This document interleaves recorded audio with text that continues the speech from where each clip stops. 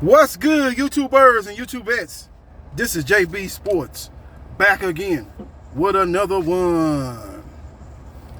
We had some news came out yesterday and had a lot of boxing fans excited. Mouth-watering matchup between two WBC top 5 contenders. Two of the top 7 lightweights in the division. Now we have on one hand, we have Ryan Garcia, who's undefeated. Oscar De La Hoya 2.0, #1 fighter up under Golden Boy Promotions. And on the other hand, we have Isaac Cruz, or Isaac Cruz. You say tomato, I say tomato. However you want to pronounce his first name. His claim to fame is almost defeating multi-division champion, top pound-for-pound fighter in my eyes, on my top 10 pound-for-pound, Gervonta Tank Davis. Lost a close decision in Los Angeles, California, IA. Now, since that fight, he defeated here recently the washed Yorkis Gamboa. That fight was a fight that was on the undercard of Errol Spence Jr. versus Yordenis Ugas. Now, Ryan Garcia last matchup, he defeated Emmanuel Tago as Tago put on his running shoes and tried to pull Usain Bolt as he ran around the ring.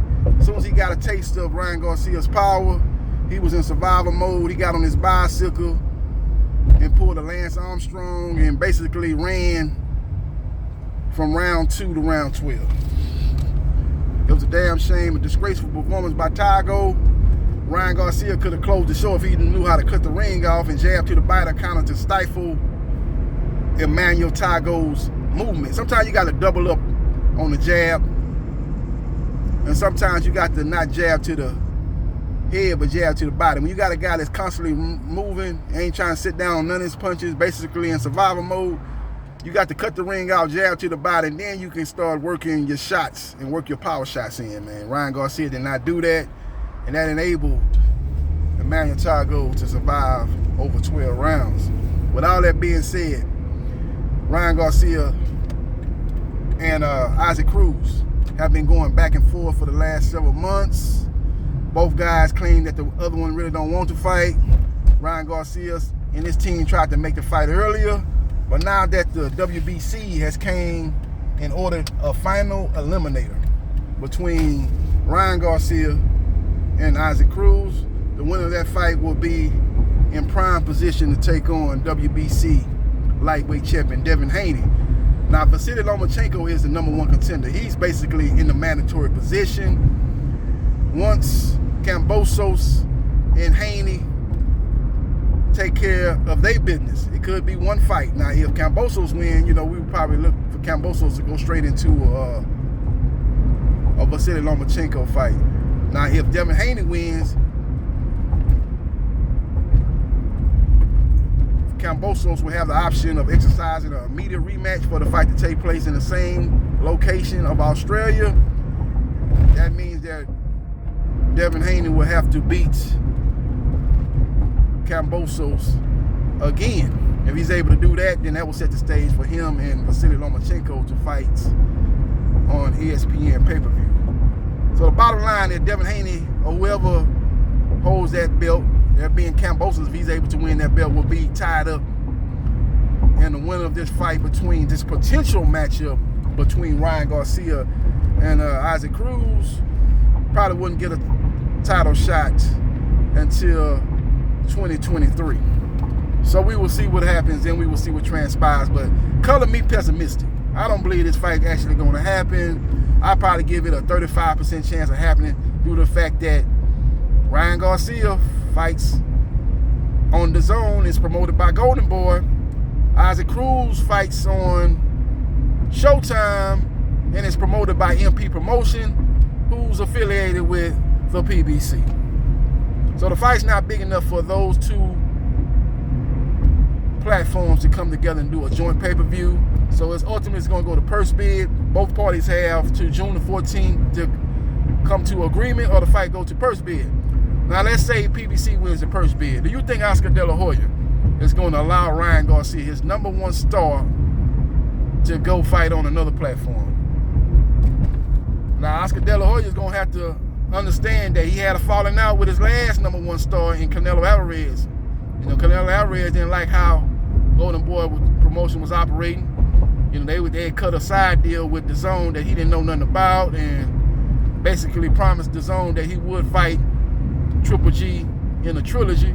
Didn't let Canelo Alvarez know anything about that, and Canelo Alvarez felt some type of way, and they end up going to court. Canelo Alvarez and Golden Boy Promotions end up parting ways. Now, Oscar De La Hoya got to understand that Ryan Garcia really wants this fight with Isaac Cruz. He wanted to fight with Tank Davis, but he kind of sabotaged that fight on his own, chasing a pipe dream in a matchup with Manny Pacquiao fighting in some billionaire's mansion. That fight never came to fruition. He tried to backtrack and negotiate a fight with Tank Davis. Tank Davis had moved on. They said, look here, you snooze, you lose. You know, you're going to try to chase a pipe dream in Manny Pacquiao. You think that's a bigger fight, which it probably was a big fight, but it was a pipe dream. And now you want to circle back and try to renegotiate a fight with me. Tank Davis said, no, I done moved on. And Tank Davis moved on to another fight on pay-per-view. So that fight fell through. Ryan Garcia, after that, went into a depression. You know, he needed time away from the sports.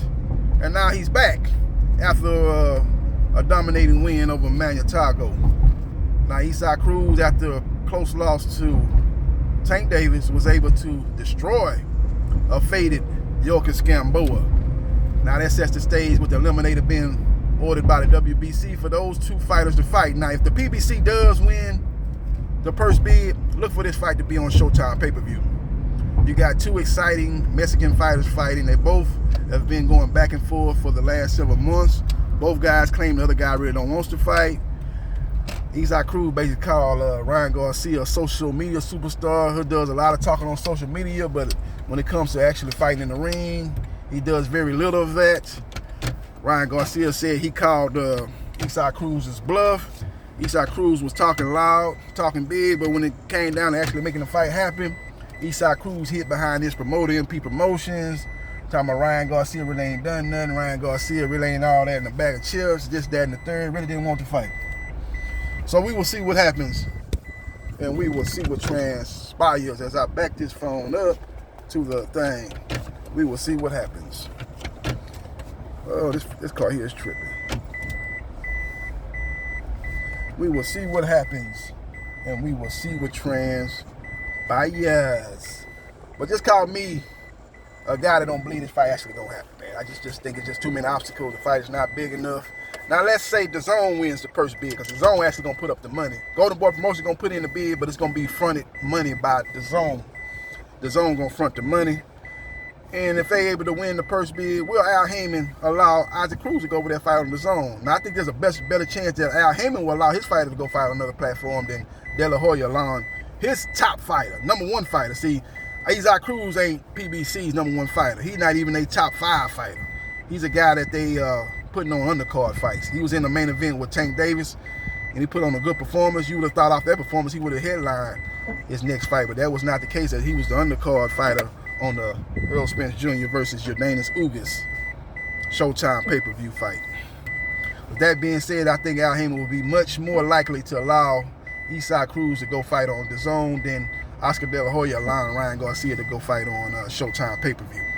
So we will see what happens. We will see what transpires. Again, Ryan Garcia is Golden Boy's #1 fighter. Issac Cruz is probably, you know, I would say he's somewhere top 15 fighter for the PBC. I'll just say he's top 15. He definitely ain't top 5. He's not even top 10. I'm being general saying he's top 15. He's probably more like top 20 fighter for the PBC if we just go by who are the top fighters fighting under the PBC. So, you know, you look at the top 5, they're headlining major pay-per-view fights or major Showtime fights. They're headlining. You guys like Earl Spence Jr., Javante Tank Davis, Deontay Wilder, those are main event pay-per-view fighters. And then you got guys headlining their cards, big cards on Showtime, the Charlo brothers. You know, you got those guys, and then you got guys like Leo Santa Cruz that are headline a card on Showtime. You got guys like Stephen Fulton that are headline a card.